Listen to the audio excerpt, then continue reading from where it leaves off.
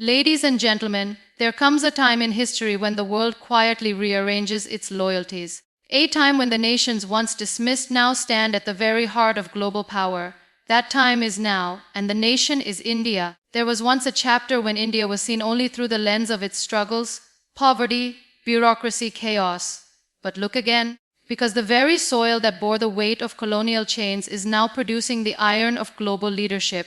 And the irony, those who once dictated India's destiny are now seeking its partnership, not out of kindness, not out of favor, but out of need.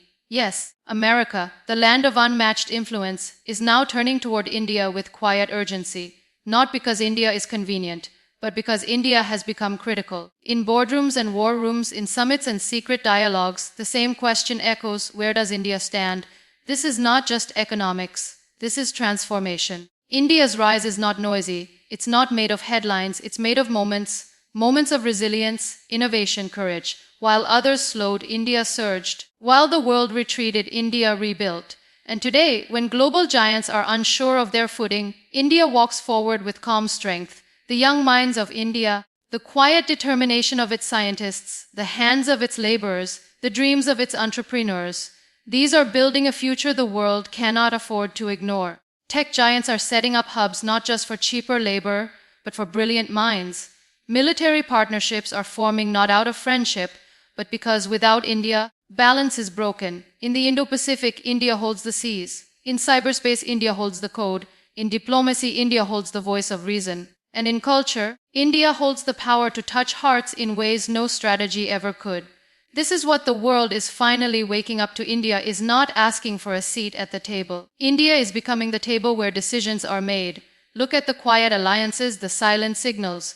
Joint military exercises, energy agreements, space missions, tech collaborations. These are not just deals, they are declarations. Declarations that the world's most powerful nation needs a partner with depth, with discipline, with dignity. That partner is India. This isn't just about governments. This is about the soul of a nation that never stopped believing in itself. A nation that chose patience over panic, progress over publicity. And now, as global storms gather, India does not flinch, it anchors. For decades, India stood tall without demanding attention. It built from within, it repaired what was broken, it strengthened what was weak, it modernized its defense, digitized its economy, and humanized its diplomacy, without noise, without drama. And while others jostled for the spotlight, India prepared for something greater, not just relevance but responsibility. Foreign investors, military strategists, and technology leaders now see India not just as a player but as a pillar, a stabilizing force in a world spinning with uncertainty. And as countries decouple from dependency on a single dominant power, India offers what no one else can: scale with stability, strength with humility, ambition with wisdom. America, long seen as the architect of the global order, now finds itself in unfamiliar terrain. It cannot lead alone, it must partner with conviction, and it turns toward India not merely to hedge against China or counter global threats, but because India represents the kind of leadership the future demands: firm, fair, and far-sighted. And what about influence? It's no longer measured in battleships or GDP charts. Influence today is measured in trust, and India has earned it. Not through domination, but through consistency. Not through coercion, but through character. The Indian diaspora, the silent ambassadors of this rise, have already reshaped global industries, universities, and institutions. From tech CEOs to policymakers, their impact is rewriting the global narrative of who leads and how. India's cultural power, philosophical depth, and democratic integrity are now threads in the fabric of global thought.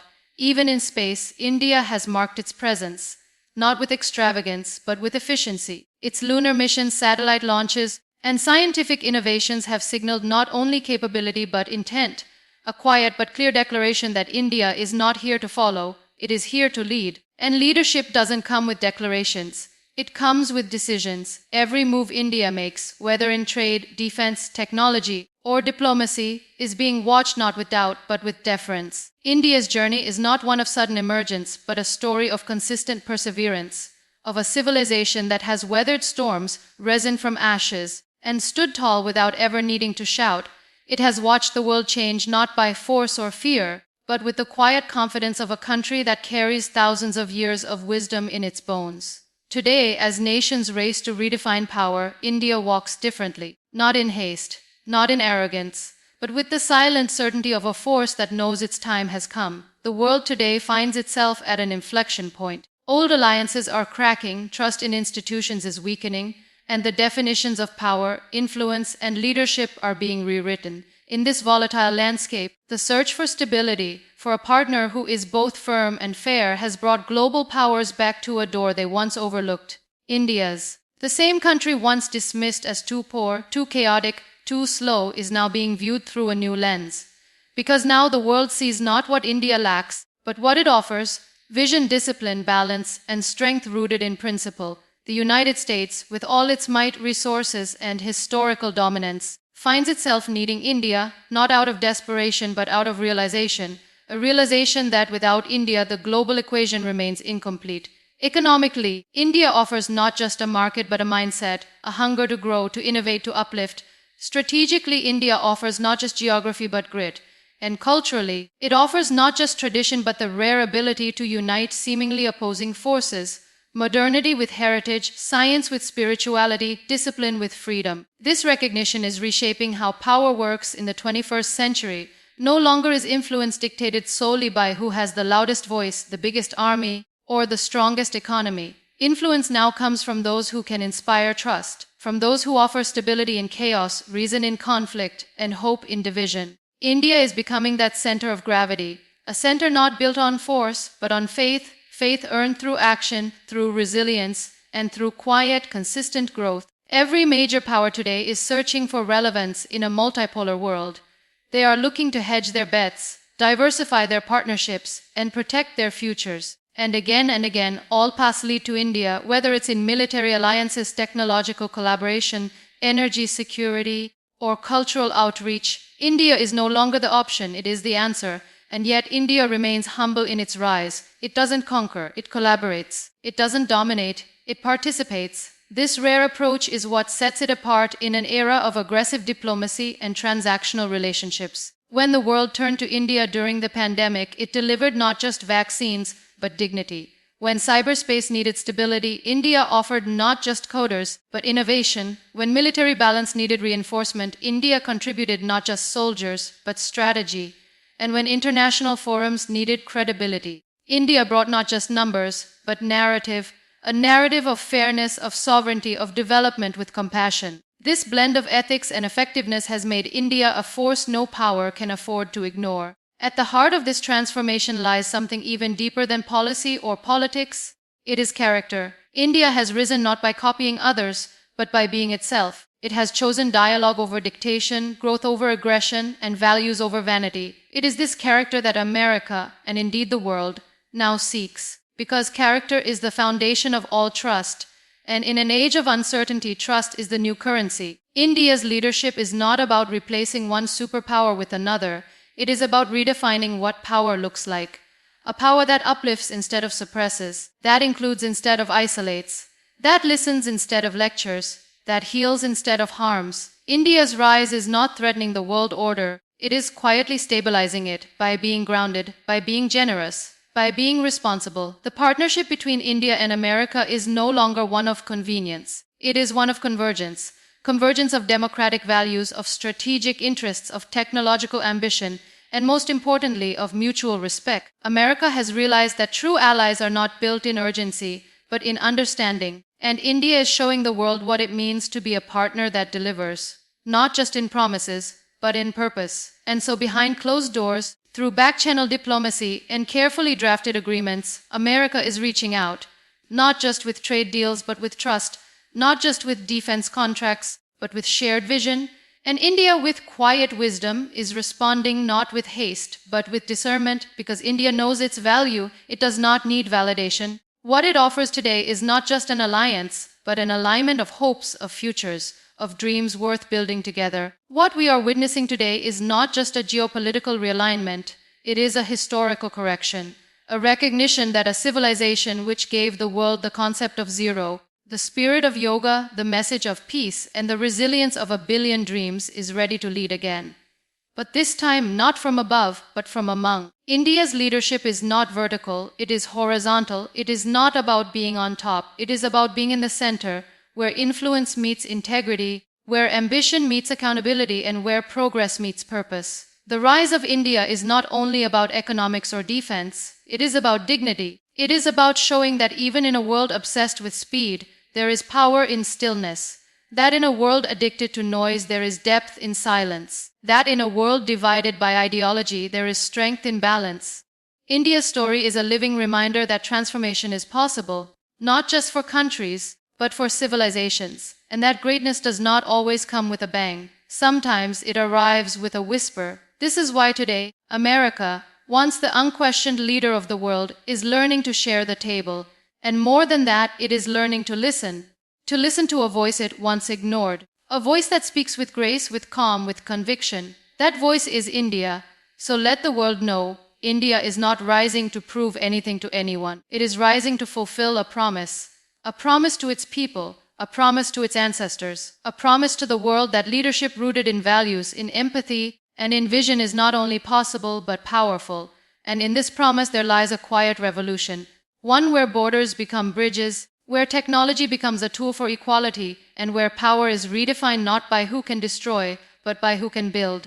That revolution is being led by India, not with pride, but with purpose. So, as the world watches, questions, and sometimes even doubts, India continues. It continues to move, to grow, to evolve. Because India does not chase headlines, it creates history. It does not follow trends, it sets the tone. It does not seek applause, it delivers impact. And perhaps this is what truly makes India extraordinary. Not its size, not its numbers, but its soul. The soul of a nation that has seen darkness and still chose light. That has felt pain and still chose healing. That has been doubted and still chose belief.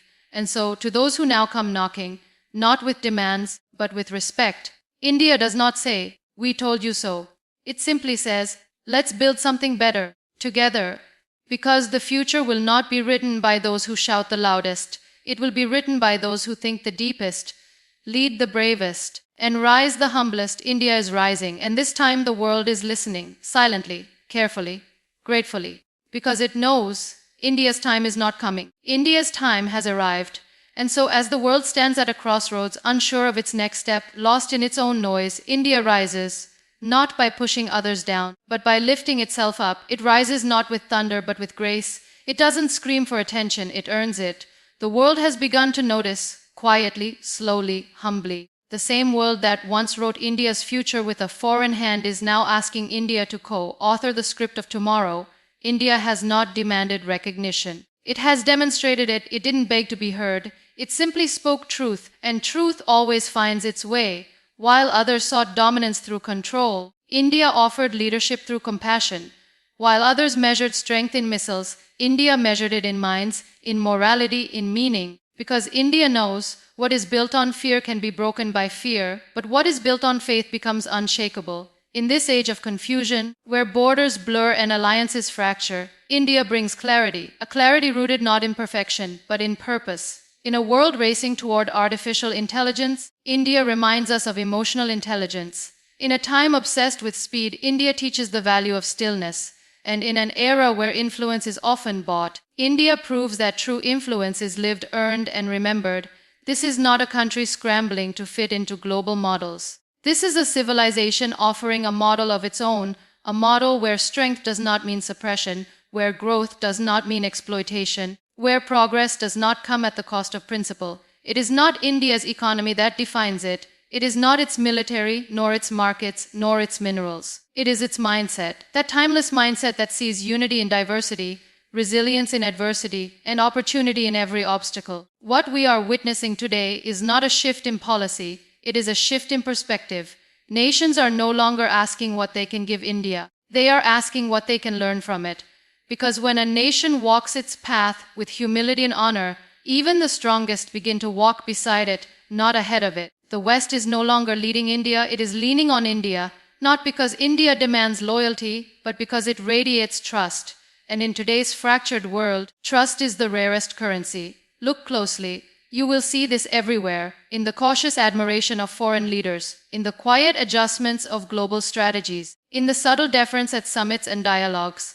India has become the silent reference point in the global conversation. Its actions speak even when its words are few. Its culture captivates even when its policies are contested. Its people, scattered across continents, carry a legacy far older than modern maps can capture. And perhaps that is India's